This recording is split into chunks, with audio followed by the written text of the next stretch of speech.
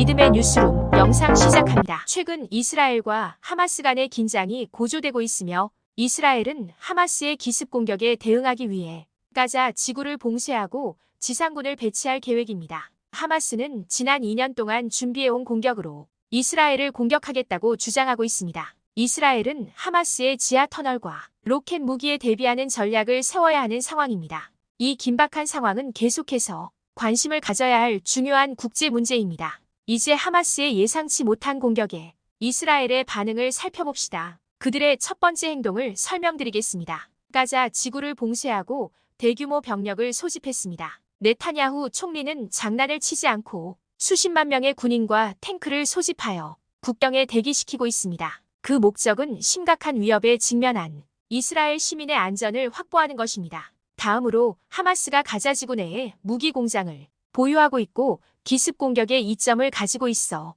이스라엘에게 힘든 싸움이 될 수 있다는 점을 알아야 합니다. 이란, 헤즈볼라, 팔레스타인 저항 세력이 모두 공격 후 연락을 취해 더 큰 분쟁이 일어날 수 있음을 암시했다는 점도 잊지 말아야 합니다. 여기에 이란과 바다를 포함한 하마스의 동맹국들이 자금과 무기를 지원하고 있어 상황은 더욱 복잡해지고 있습니다. 이스라엘은 가자 지구를 봉쇄하기로 결정함으로써 더 이상의 공격을 막고 국경을 안전하게 지키기 위해 적극적인 자세를 보이고 있습니다. 징병제의는 국가와 국민을 보호하기 위한 중요한 조치입니다. 상황이 진화함에 따라 이스라엘은 하마스의 지하 터널과 로켓 무기의 위협에 경계를 늦추지 않고 대처할 준비를 해야 합니다. 다음 내용은 하마스가 가자 지구에 건설한 광대하고 전략적으로 중요한 지하 터널 네트워크에 대해 알아봅시다. 가자 지하철이라고도 알려진 이 터널들은 정말 경이롭습니다. 수백 킬로미터에 달하는 터널에 대해 이야기하고 있는데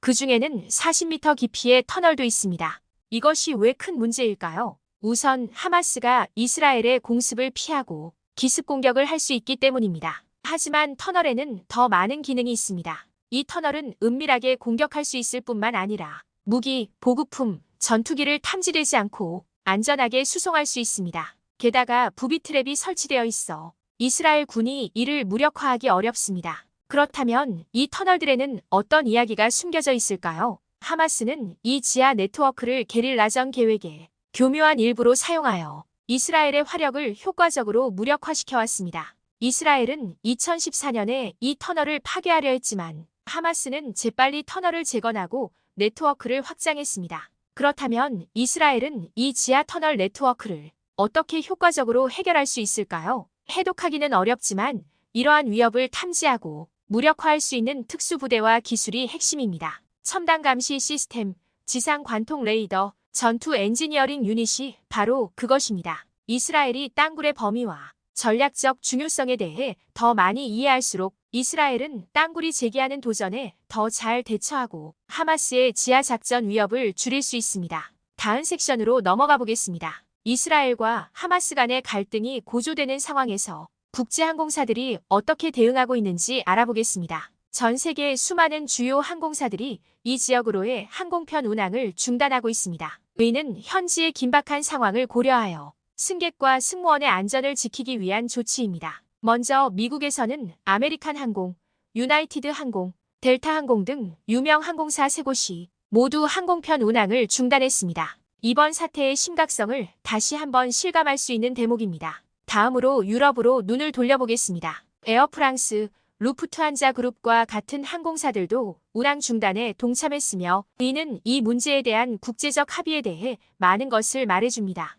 이제 지갑에 미치는 영향을 살펴봅시다. 코로나19에 감염될 수 있다는 두려움 때문에 티켓 가격이 3배나 올랐고 이로 인해 사람들은 이 지역으로 향하는 것에 대해 다시 한번 생각하게 되었습니다. 사람 얘기가 나와서 이 내용에 좀 더 집중해서 말씀드리겠습니다. 공항의 혼잡에 대해 이야기해 보겠습니다. 이스라엘의 관광객과 현지인들은 긴장되고 불확실한 환경에서 벗어나기 위해 서둘러 이 지역을 벗어나려고 합니다. 자, 여기 눈에 띄는 장면이 있습니다. 대한항공은 텔아비브 공항에서 로켓 공격을 받았을 때 침착함을 유지하며 역경에 대처하는 방법을 보여줬습니다. 주요 항공사들의 이번 운항 중단 조치는 이번 사태의 심각성과 그에 따른 위험을 잘 보여줍니다. 상황이 악화될수록 항공사는 승객과 승무원의 안전을 지키는 것이 중요합니다. 이번 내용은 한국의 대피 노력에 대해 설명드리겠습니다. 이스라엘과 하마스 간의 갈등이 고조되는 가운데 한국이 자국민의 안전을 지키기 위해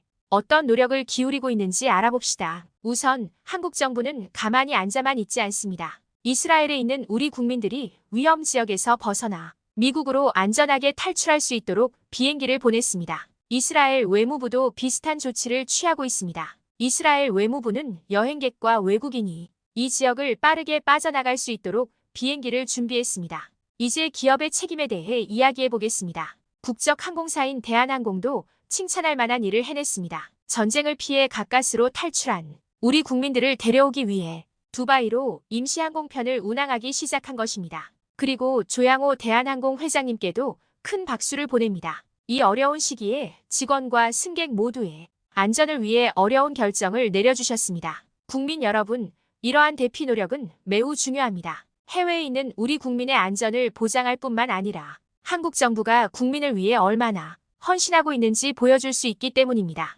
또한 다른 국가와의 외교 관계를 강화할 수 있는 확실한 방법이기도 합니다. 마지막 내용입니다. 이제 이스라엘과 하마스 간의 분쟁이 계속되는 상황에서 대피와 대비가 왜 중요한지 바로 살펴보겠습니다. 먼저 위험 지역에 갇힌 이스라엘 시민들에게 대피는 일종의 생명줄과도 같은 역할을 합니다. 정부가 나서서 위험 지역에서 사람들을 대피시키면 인명피해를 줄이는데 큰 도움이 됩니다. 둘째, 대피는 위험을 피할 수 있는 매우 효과적인 방법입니다. 대피는 위험 지역에서 안전한 장소로 사람들을 이동시키는 것이 핵심이며 이를 적극적으로 수행하면 인명피해를 크게 줄일 수 있습니다. 이제 대피가 국민에 대한 정부의 헌신을 어떻게 보여주는지 살펴봅시다. 탄탄한 대피 계획을 수립함으로써 정부는 기본적으로 우리가 여러분을 지켜줄게요 라고 말합니다. 이는 신뢰를 구축하고 정부와 시민 간의 유대를 강화합니다. 다음으로 대피가 어떻게 외교 관계를 증진시킬 수 있는지에 대해 이야기해 보겠습니다. 정부가 신속하고 효율적으로 자국민을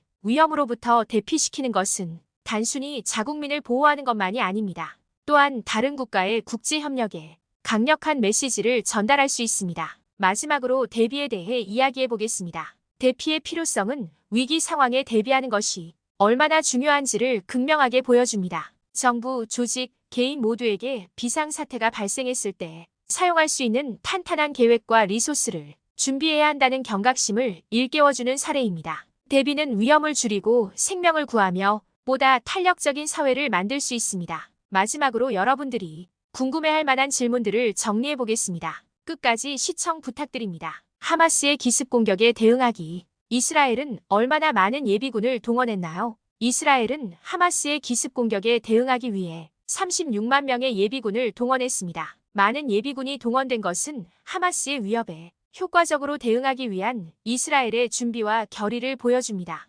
가자 지하철로 알려진 하마스의 지하 터널은 얼마나 깊습니까?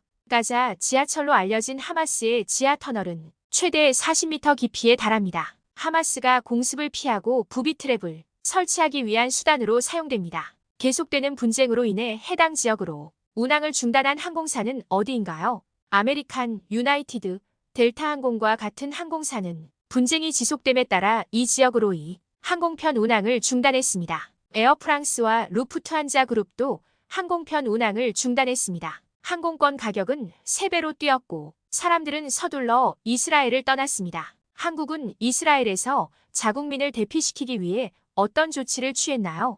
대한항공도 전쟁을 피해 귀국한 우리 국민들을 두바이로 데려오기 위해 임시 항공편을 띄웠습니다. 결론적으로 하마스의 기습 공격에 대한 이스라엘의 대응은 신속하고 단호했습니다. 이스라엘은 가자 지구를 봉쇄하고 상당수의 예비군을 동원하여 자국민을 보호하겠다는 의지를 보여주고 있습니다. 하마스의 지하터널 네트워크 발견은 이러한 위협에 대비하는 것이 얼마나 중요한지를 강조합니다. 국제항공사들의 항공편 운항 중단과 한국 등 각국의 대피 노력은 이 지역의 긴장이 고조되고 있음을 강조합니다. 분쟁이 발생했을 때 개인이 대피와 대비에 우선순위를 두는 것은 매우 중요합니다. 이번 주제에 대해 여러분들은 어떻게 생각하시나요? 여러분들의 의견을 댓글로 남겨주시면 다음 영상에 긍정적으로 반영하도록 하겠습니다. 유익하셨다면 구독과 좋아요 부탁드립니다. 감사합니다.